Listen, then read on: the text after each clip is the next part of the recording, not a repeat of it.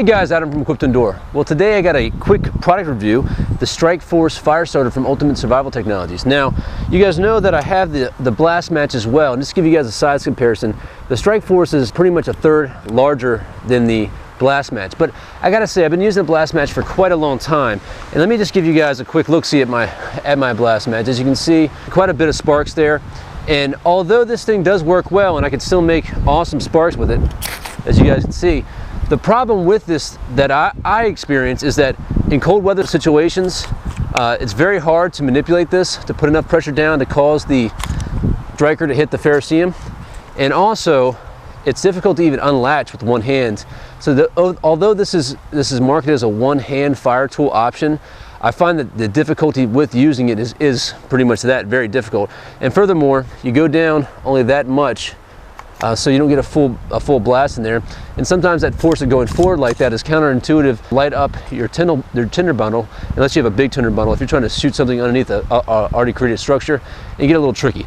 So not that I don't like these, they're okay, but I'm actually moving towards this one, even though it's a little bit more size. And let's go over some of the pros and cons with this. But one cool thing about this one is that you can actually store some wet fire cubes in the back or any other kind of tinder that you want to keep. And as you can see, it has a little lanyard on there so you don't lose anything. So they run about the same amount of money though. They're right around the $20 mark. We actually sell these on our website for 17 bucks, but it's the same ferrocerium rod, great stuff. And this one I haven't used yet. This is a brand new one out of the box. So we'll scrape off that dust and some pretty good sparks. A little simpler for me is a little bit better. This is great, but more moving parts, the more prone it is to failure. So real quick, I'm going to show you a quick test with this and give you some of the other specs. We'll be right back. Right here I got some Light My Fire Mayan dust. I'm going to do a separate review on this, but for the for the purposes of this demonstration, we can just take a little pinch of this, and this is just very, very resinous wood shavings. And don't worry guys, I have a full review of this in the next video. But I just want to show you guys some different examples. So here's the BlastMatch, and this I guess is not a good test for the Mayan dust. There we go. Okay, and we're gonna put that out so we don't use all of our dust. So it's not bad, it's hard to keep that structure. Put a little bit more out here.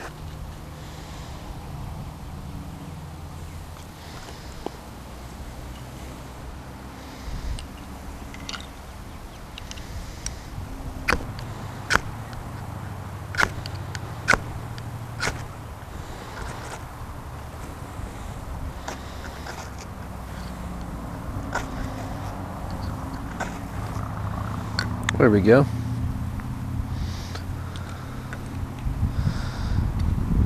So the one thing I can say about the StrikeForce, I could use a little bit more length on it.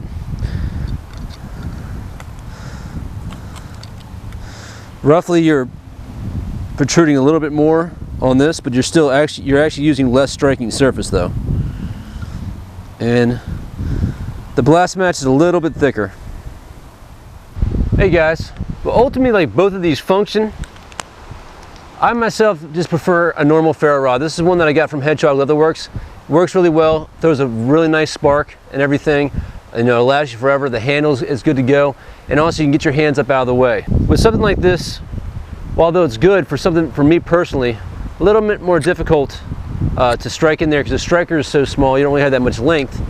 And because of the plastic, you kind of, it's not bad, but I prefer a normal ferro rod. The cool thing I like about this though is that the size actually is kind of a bonus to me on this end. It's brightly colored. You can get these in black as well, but I'm actually really preferring the high visibility orange, the little blaze orange action, because you're not going to lose it as much. You can throw this on a lanyard, even wear this on a piece of 550 cord around your neck. It's not that heavy, which I think would be a burden. And then the bonus is you have wet fire.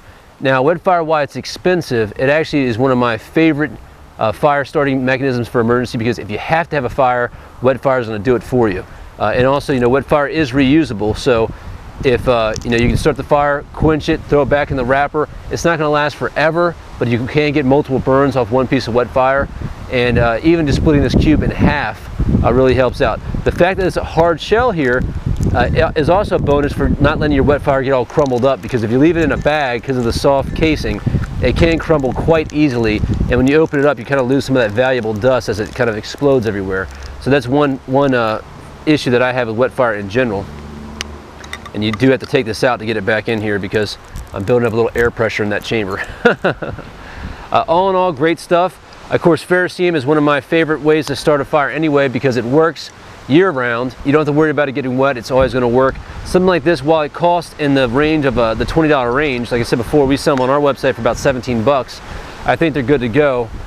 In reference to the BlastMatch works, don't get me wrong, but I've just had more success with a normal ferrocerium rod lighting a fire than with this. And I'll tell you, when it's cold out and you lose dexterity in your hands, you're starting to get pretty hypothermic, or if you have gloves on, it gets very, very difficult to put the right amount of pressure on here to constitute a spark. Works very well, produces a hot spark, and really showers it down.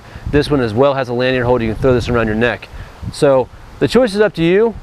You know, when I first got into these kind of little gizmos, I really gravitated to this, but the more I use it, the more I think something just nice and sweet and simple like this is better. What I would do is I probably would just dump this striker and use my knife when I was going to strike this. I have a little bit more control with the spine of my knife, but that's for me. Great products either way, so you guys give those a check out and tell me what you think about it.